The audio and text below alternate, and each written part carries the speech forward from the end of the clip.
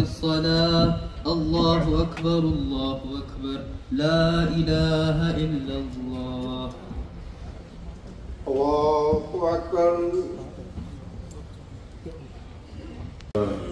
حاضر ہونے کی نماز جنازہ غائب ادا کریں گے.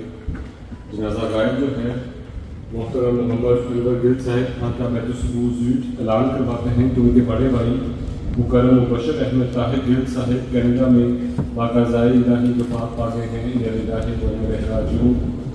محمد انور گل صاحب aus خانقاہ بیت السرور زوٹ bekannt, dass sein älterer Bruder Mubashir Ahmed Tahir Gil Sahib aus Kanada zu seinem Schöpfer zurückgekehrt ist. انا للہ و انا الیہ راجعون. نماز جنازہ جو حاضر ہے ڈاکٹر تنزیل احمد خان صاحب محترم امور طلبہ غلام انڈین جرمنی اطلاع کرواتے ہیں کہ ان کے نانا محترم مکرم منصور احمد خالد نور صاحب 75 برس کی عمر میں باقاعدۂ الہی وفات پا گئے ہیں. انا للہ و انا الیہ راجعون. مرحوم صحابی حضرت مسیح موعود علیہ السلام غلام ولی الدین صاحب رضی اللہ تعالیٰ عنہ کی اولاد میں سے ہیں. آپ کو 50 برس سے زائد جماعت میں مختلف خدمات کو جانے کی توفیق ملی. آپ نے پسماندگان میں اہلیہ کے علاوہ 5 بیٹیاں اور 2 بیٹے چھوڑے ہیں. اللہ تعالیٰ مرحومین کے ساتھ مغفرت کا سلوک فرماتے ہوئے انہیں جنت الفردوس میں اعلیٰ مقام عطا فرمائے اور لواحقین کو اس مشکل وقت میں صبر جمیل عطا فرمائے.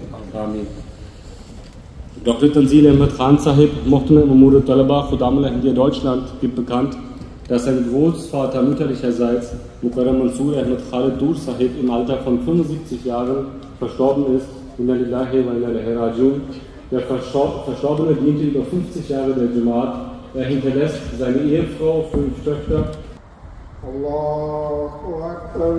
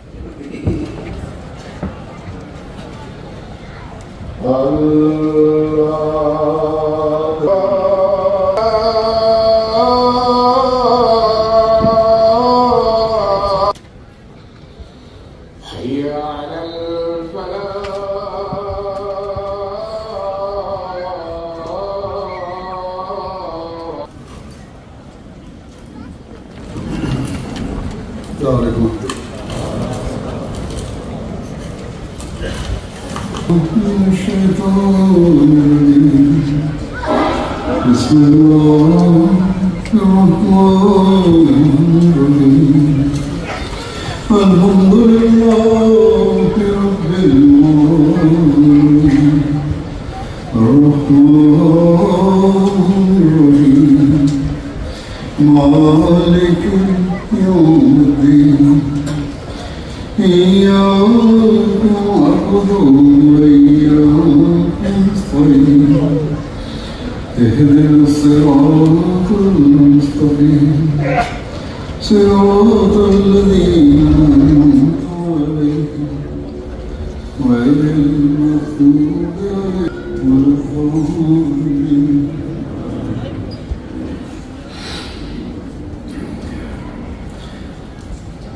غزوہ مکہ کا شروع ہو رہا تھا.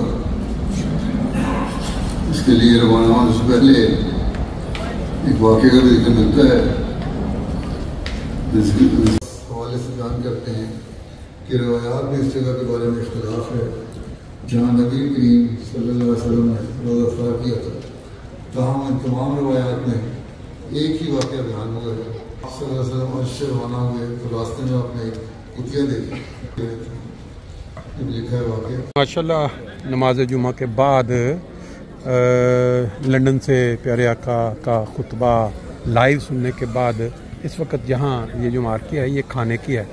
جب بھی روحانی غذا کے مزے لے لیے جاتے ہیں پھر اس کے بعد زبانی غذا کا بھی ٹائم ہو جاتا ہے. تو ہر جگہ جلسہ ہو، اجتماع ہو، کوئی بھی جماعتی پروگرام ہو تو وہاں اس طرح کا بڑا منظم طریقے سے انتظام کیا ہوتا ہے. ہمارے یہ اپنا آگے ماشاءاللہ نعت خواں، نظم خواں دیکھیں جی، ساتھ ساتھ آپ نظارے لیں.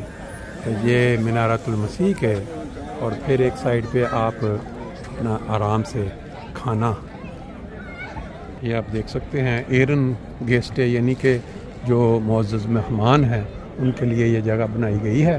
اس سائڈ پہ آپ دیکھ رہے ہیں وہ جو تمام خدام ہیں لائن میں لگے ہوئے ہیں کھانے کے لیے، اور ادھر جو ہے اس سائڈ پہ جو مہمانان ہیں ایرن گیسٹ کرسی پہ بیٹھ کے یا ٹیبل کرسی وہ سے کتنے آرام کے ساتھ سکون کے ساتھ لائن میں لگ کے کھانا جو ہے وہ کھا بھی رہے ہیں اور سرو بھی ہو رہا ہے.